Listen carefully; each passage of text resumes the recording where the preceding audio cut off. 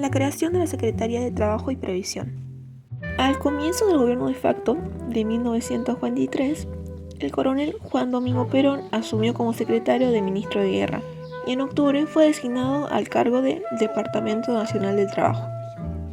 Mientras que la mayoría de los militares eran partidarios sobre la represión del movimiento obrero, Perón creía que una política social a favor de los trabajadores sería más efectiva para combatir al comunismo. Y a fines de 1943, el gobierno lo puso al frente de la recién creada Secretaría de Trabajo y Previsión. En febrero, Perón fue nombrado ministro de Guerra, sin dejar el puesto del frente de la Secretaría del Trabajo y Previsión. Ramírez fue reemplazado por el general Emilio Fernell. Perón lo mantuvo en sus cargos y le agregó a otros, el vicepresidente y el presidente del Consejo Nacional Postguerra. A lo largo de 1944, se afirmó el vínculo entre Perón y algunos dirigentes sindicales. El gobierno reconoció a algunos del sindicato, lo que resultó en una mayor afiliación sindical y un crecimiento de la participación obrera a través de las comisiones gremiales en las fábricas. Entre las principales medidas dispuestas por el periodo de 1944 a 1946 se encuentran las negociaciones colectivas entre patrones obreros y respaldadas por el Estado. Con el establecimiento de tribunales del trabajo, el control estatal de cumplimiento de las jornadas laborales, la extensión del régimen jubilatorio, las vacaciones pagas, el aguinaldo y el descanso dominical, la sanción del Estatuto del Peón, la primera legislación a favor de los trabajadores rurales y una mayor estabilidad laboral. En la búsqueda de la armonía de clases, Perón propuso un acercamiento no solo a los sindicalistas, sino también a los empresarios y a los principales dirigentes políticos. Su idea era lograr una armonía de clases. Sin embargo, condiciones internacionales y la situación política interna demostrarían la imposibilidad de esta propuesta. Algunos dirigentes sindicales sostenían que Perón buscaba implantar un régimen tipo fascista y que sus medidas en favor de los trabajadores eran de carácter demagógico. Por su parte, los empresarios y terratenientes consideraban que las leyes laborales afectaban a sus intereses. A las clases medias urbanas, entre las que se destacaban estudiantes de universidad, hacían hincapié al carácter autoritario del gobierno militar. A muchos militares les inquietaba que se privilegiara la política de concesiones a los trabajadores. Perón impulsó la creación del Banco de Crédito Industrial dedicado a la promoción de la industria y a la Secretaría Industrial de Comercio. Sin embargo, cada vez se presentaban más grupos con actitudes más hostiles hacia las propuestas de Perón. En 1945, para evitar el aislamiento diplomático y lograr la admisión de la Organización de las Naciones Unidas en el gobierno de Farrell, se declaró la guerra a Alemania e Italia en el marzo de ese mismo año. También quitó las cátedras universitarias a los admiradores del nacionalismo y restableció las libertades públicas y devolvió la legalidad a los partidos políticos, que habían sido suspendidos por el gobierno de Ramírez. Mientras que los opositores de Perón se concentraron en lograr su alejamiento del poder. Oposición a Perón. En junio de 1945, los empresarios de la Cámara de Comercio y la Unión Industrial publicaron en el diario La Prensa un manifiesto de las fuerzas vivas en contra de la política social de Perón. El 1 de septiembre de 1945, la coalición opositora realizó una marcha de la Constitución y la Libertad por las calles de Buenos Aires para reclamar la entrega del poder de la Corte Suprema de la Justicia. El 9 de octubre se destituyó a Perón de todos sus cargos y 3 días después se lo envió detenido a la prisión de la isla Martín García. La detención de Perón satisfació a los opositores, ya que vieron esta medida el paso necesario para la vuelta de la democracia. La movilización del 17 de octubre. El 16 de octubre la CGT convocó una huelga general para el 18 de octubre. En la mañana del 17 de octubre, las columnas de obreros se desplazaron desde los suburbios hacia la Plaza de Mayo para exigir la libertad de Perón. Tras horas de negociaciones, por la noche, Perón dirigió un mensaje a la multitud desde el balcón de la Casa del Gobierno. Perón ganó las elecciones de 1946 y ejerció su primer mandato hasta 1952. Durante este periodo se desarrolló el primer plan quinquenal, basado en una fuerte intervención estatal de la economía y la sociedad. Las políticas sociales se beneficiaron de los trabajadores y constituyeron el principal apoyo del gobierno. Para apoyar la candidatura de Perón, un grupo de dirigentes gremiales creó el Partido Laborista. Integrado por clases medias y altas, nucleó en la Unión Democrática. La Unión Democrática se autoproclamaba defensora de la libertad frente a lo que denominaba el nazifascismo encarnado por Perón. El 24 de febrero de 1946 se realizaron las elecciones, en las que triunfó la fórmula Perón-Quijano. El peronismo también obtuvo el gobierno de 13 provincias sobre las 14 que ya tenía el país, y la mayoría en ambas cámaras del Congreso. La situación económica del país. En el contexto de la posguerra, la Argentina tenía una situación económica favorable. Por un lado, existían las divisas acumuladas a causa de varios años de balanza comercial favorable, en los que se exportaron productos agropecuarios a Europa. Por otro lado, a mediados de la década de 1930 se había desarrollado una industrialización sustitutiva de importaciones. El modelo económico del peronismo. El Estado peronista asumió un papel intervencionista, que tenía por antecedentes el New Deal de Estados Unidos. Entre 1947 y 1951, el gobierno peronista desarrolló el primer plan quinquenal, cuyo objetivo central era profundizar la industrialización del mercado interno. Esto fomentó las industrias metalmecánicas y la metalurgia liviana. Y el Estado ofreció créditos a los pequeños y medianos industriales a través del Banco de Crédito Industrial. Como la industrialización estaba orientada hacia el mercado interno, resultaba imprescindible contar con un creciente número de consumidores para que el Estado mejorara el salario real. Sostuvo una política de empleo fijo con precios fijos, máximos para los artículos de primera necesidad, y controló los alquileres, los arrendamientos rurales y realizó una gran inversión en las obras públicas. También estuvo la nacionalización de grandes sectores importantes como la energía eléctrica, el gas, los ferrocarriles, puertos, empresas de navegación y transporte aéreo. Los factores de debilidad del modelo peronista fueron que, desde la oposición, los grandes productores agropecuarios redujeron sus inversiones, lo que hizo caer el volumen exportable, cuyos altos costos implicaban el uso de una gran cantidad de divisas. Además, los Estados Unidos mantuvieron su boicot hasta 1949, impidiendo la participación de Argentina en el Plan Marshall como exportador. La política social del peronismo.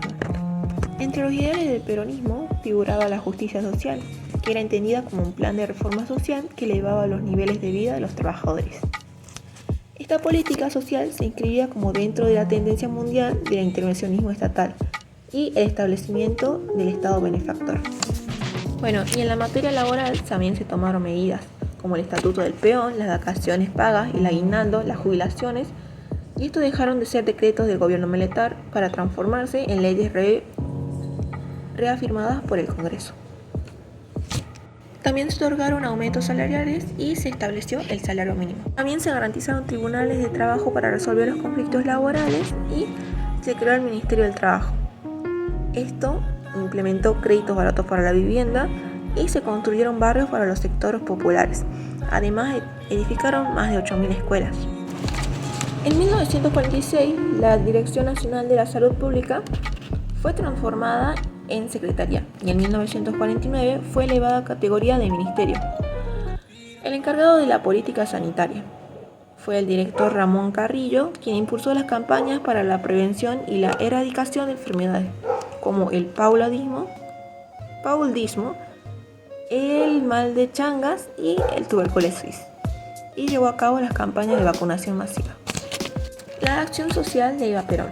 En la política social del peronismo desempeñó un importante papel la esposa del presidente, Eva Duarte de Perón.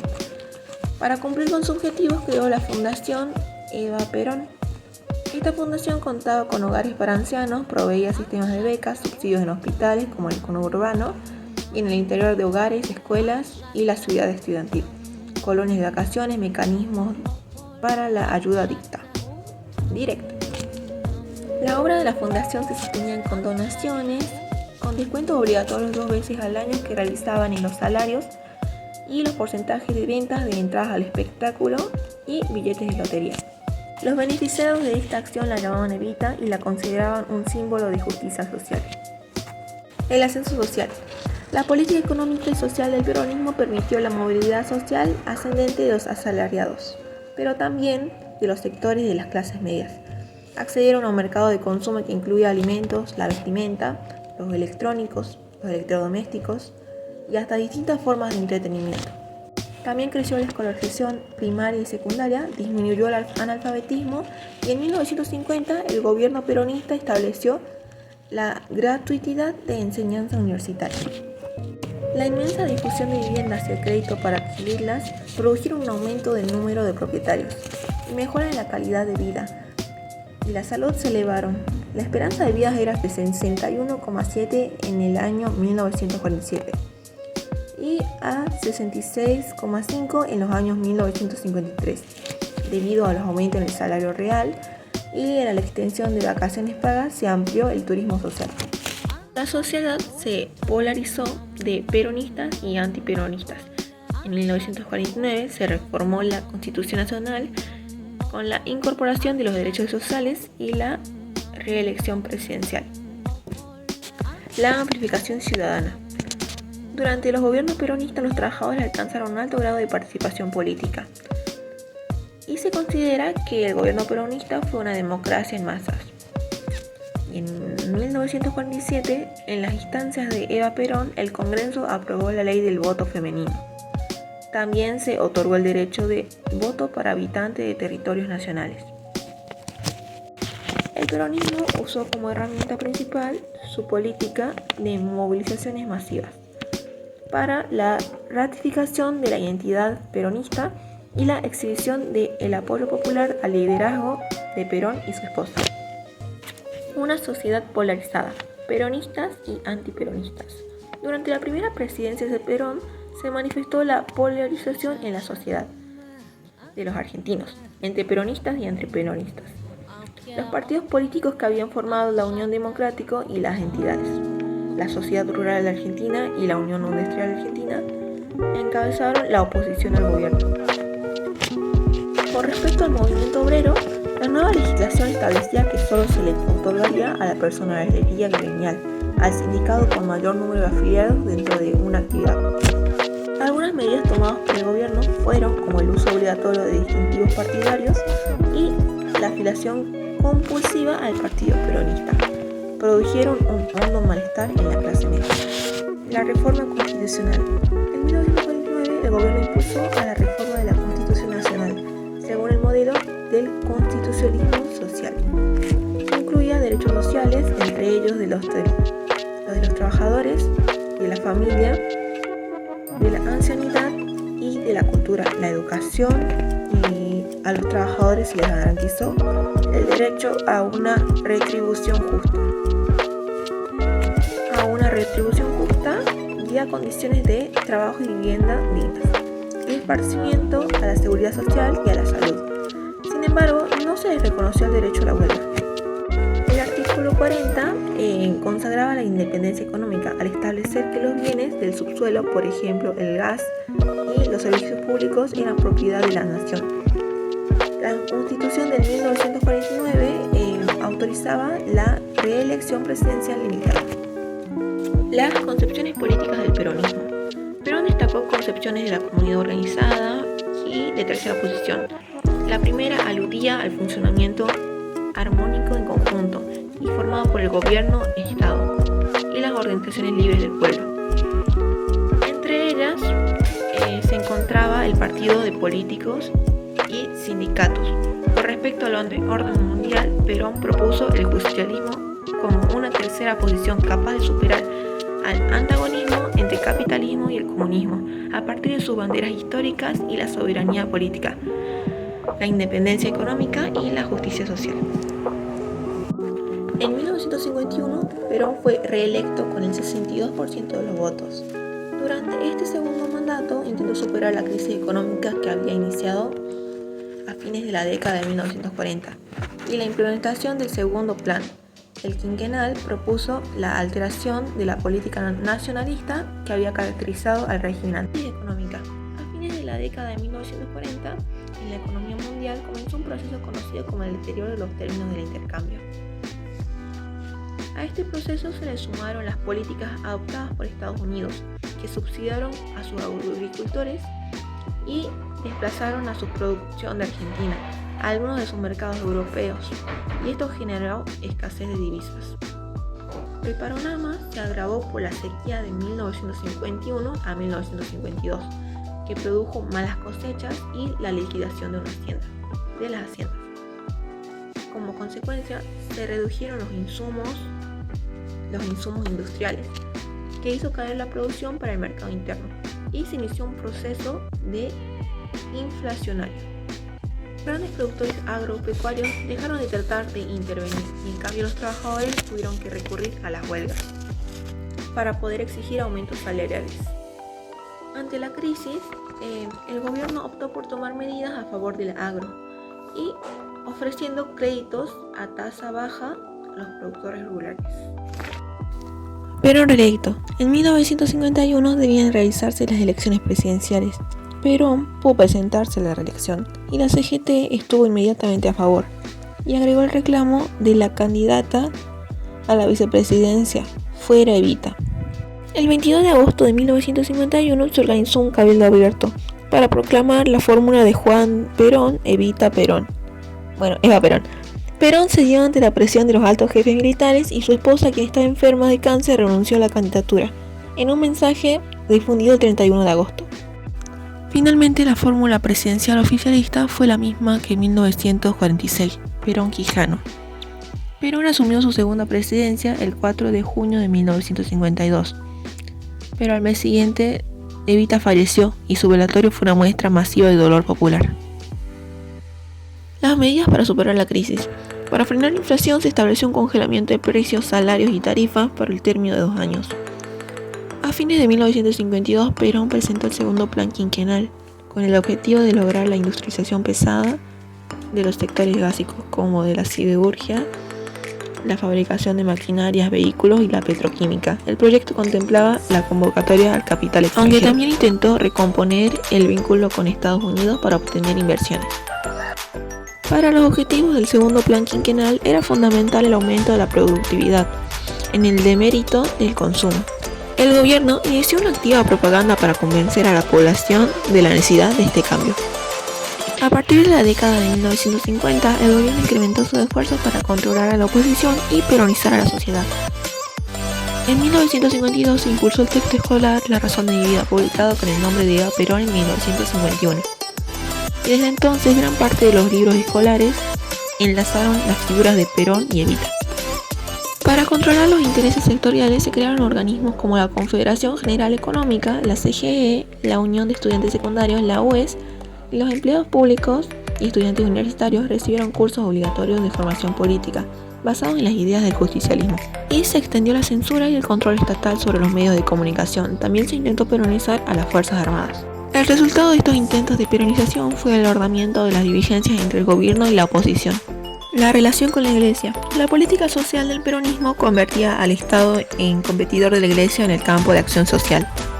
Durante la década de 1950, la controversia entre la Iglesia y el Estado peronista se fue agudizando como respuesta a la creación del Partido Demócrata Cristiano, auspiciado por sectores de la Iglesia. El gobierno dispuso una serie de medidas anti-eclesiásticas. Sancionó el divorcio vincular, eliminó las discriminaciones públicas y legales entre hijos legítimos e ilegítimos. También decretó la suspensión de la educación religiosa en las escuelas y quitó los subsidios estatales de las escuelas católicas. Redujo los feriados religiosos. Estas disposiciones afectaron definitivamente las relaciones de la Iglesia y muchos fieles católicos con el gobierno. Los conflictos entre peronistas y antiperonistas. En medio del clima de la crisis del modelo socioeconómico del peronismo, aumentó la conflictividad entre peronistas y antiperonistas. Luego de la muerte de Juan Duarte, el hermano de Evita, se esparcieron rumores contra el gobierno para degraviar a Perón.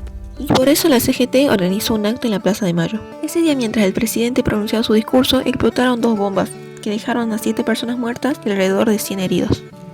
Y por la noche, grupos de peronistas atacaron e incendiaron las sedes de los partidos opositores y el Jockey Club, entidad representativa de los sectores conservadores. En los días siguientes, el gobierno detuvo a miles de opositores y al fin de año los liberó. El enfrentamiento de Perón con la Iglesia les permitió a los opositores encontrar una institución que liderara la protesta. En 1954, en el Día de la Inmaculada Concepción, se convirtió en la primera concepción masiva de la oposición. Pese a la prohibición del gobierno, al año siguiente, el 8 de junio, partidos políticos opositores, socialistas y comunistas participaron junto a los católicos en la procesión del Corpus Christi. Esta sería la alianza que enfrentaría a Perón. Pocos días después del Corpus Christi, el 16 de junio de 1955, la Marina y la Fuerza Aérea, con apoyo de los civiles, intentaron otro golpe de Estado. Decididos a matar a Perón, bombardearon y ametrallaron la casa del gobierno, la Plaza de Mayo y sus alrededores. Aunque el presidente salió ileso, los trabajadores que acudieron a la plaza y algunos transeúntes fueron víctimas del ataque, realizado al mediodía y a las primeras horas de la tarde, que dejó 300 muertos y más de 600 heridos. Esa noche los activistas peronistas quemaron las principales iglesias del centro de Buenos Aires. Ante la grave situación, los altos mandos del ejército le aconsejaron al presidente que iniciara una política de conciliación. Perón ordenó seleccionar al gabinete de los funcionarios vinculados con la quema de iglesias y se posicionó a una tregua. Y Perón eligió retomar la confrontación. El 31 de agosto en la Plaza de Mayo, Perón pronunció un discurso invitando a sus partidarios a ejercer violencia contra sus opositores políticos. Por el llamado de Perón a la violencia, el 16 de septiembre de 1955 comenzó el levantamiento militar. Después de 3 días de enfrentamientos producidos principalmente en la ciudad de Córdoba, Perón entregó el mando a una junta formada por generales leales a su gobierno, la que a su vez se rindió ante los opositores. El golpe de Estado triunfó y Perón se había negado que la CGT armara a los obreros. En su defensa, exilió.